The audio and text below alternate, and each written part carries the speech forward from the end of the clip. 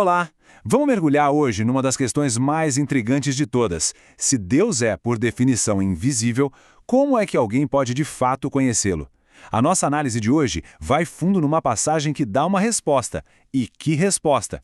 Bom, o ponto de partida já é essa afirmação categórica. Um verdadeiro problema teológico. Ninguém jamais viu a Deus. Ponto. Isso já prepara o terreno para tudo que vem a seguir. Porque se a visão direta está fora de questão, bom, tem que haver um outro caminho, certo?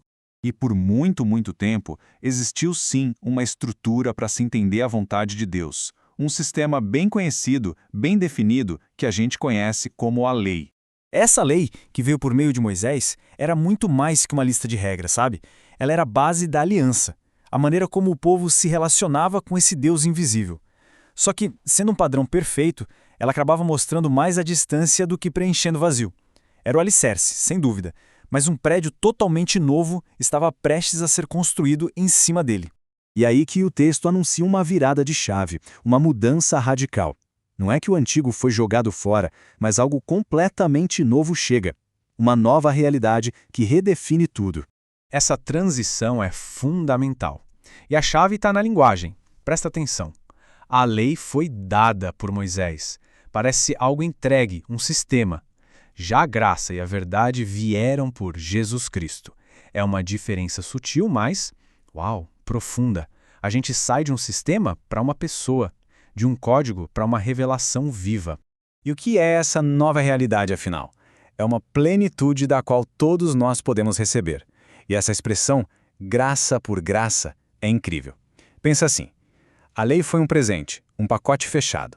A graça é um rio que não para de correr, uma onda de favor vindo atrás da outra, sabe? Superando e redefinindo tudo que veio antes. Certo, mas como é que essa troca de um sistema por uma pessoa aconteceu na prática? A resposta está num dos eventos mais centrais e, vamos dizer, misteriosos da fé, a encarnação. O texto descreve isso de um jeito poético e muito poderoso. O Verbo, a própria palavra, a lógica de Deus, se tornou palpável, de carne e osso. Ele habitou, que literalmente quer dizer armou sua tenda aqui com a gente. A glória que era invisível se tornou visível e cheia justamente daquela graça e verdade que são a marca dessa nova era. Ok, mas uma mudança desse tamanho precisava de um anúncio, né? O mundo precisava saber que essa revelação estava acontecendo. E para isso, surge um arauto, uma testemunha oficial para preparar o caminho. E essa figura é João, um personagem fascinante. A cena toda parece um interrogatório mesmo. As autoridades religiosas de Jerusalém mandam uma comitiva para ir lá no deserto e confrontar João. E a pergunta é bem direta. Quem é você? Eles já chegam com a pergunta de $1 milhão. A que todo mundo queria saber. É você. Você é o Messias, o Cristo que a gente tanto espera? E a resposta de João é enfática. O texto faz questão de repetir, quase martelar isso. Ele confessou, não negou e confessou de novo. É uma negação absoluta. A primeira coisa que João faz é deixar claro, sem nenhuma dúvida, quem ele não é. Ok, os interrogadores então vão para o plano B, baseados nas profecias. Se não é o Cristo, talvez seja Elias, que muitos acreditavam que voltaria para anunciar o Messias. E de novo, a resposta é curta e grossa. Não sou. Sem explicação, sem rodeios, só um não que deixa o mistério sobre ele ainda maior. Eles insistem uma última vez. Perguntam se ele é o profeta, outra figura que alguns esperavam. Talvez alguém parecido com Moisés. E pela terceira vez, a resposta é a mesma, um não definitivo.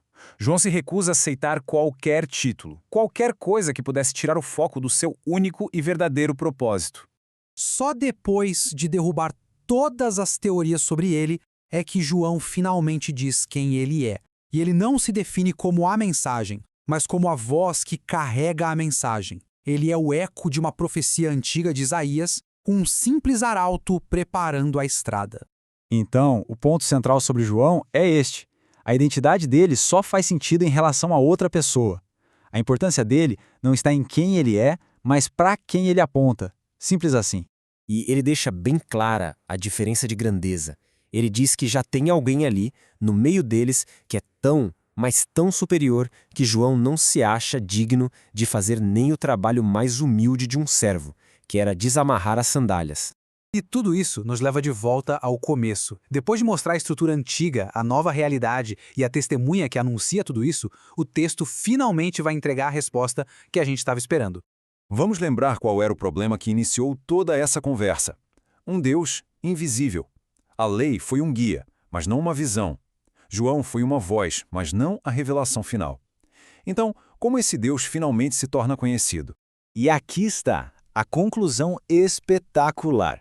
A solução para o problema de um Deus invisível é o Filho unigênito, aquele que tem a intimidade mais profunda possível com o Pai, que está no seio do Pai, é Ele quem o revela, quem o explica para nós. Ver o Filho é finalmente ver o Pai. Resumindo, a narrativa é brilhante. Começa com um problema fundamental da teologia, apresenta uma testemunha que prepara o palco, e termina com a solução definitiva, a pessoa do Filho, que é a revelação perfeita do Pai. E isso nos deixa com uma reflexão final, não é? Se para conhecer o Pai, que é invisível, nós olhamos para o Filho que se tornou visível e era cheio de graça e de verdade, o que isso realmente nos diz sobre quem Deus é na sua essência? É uma pergunta que continua ecoando.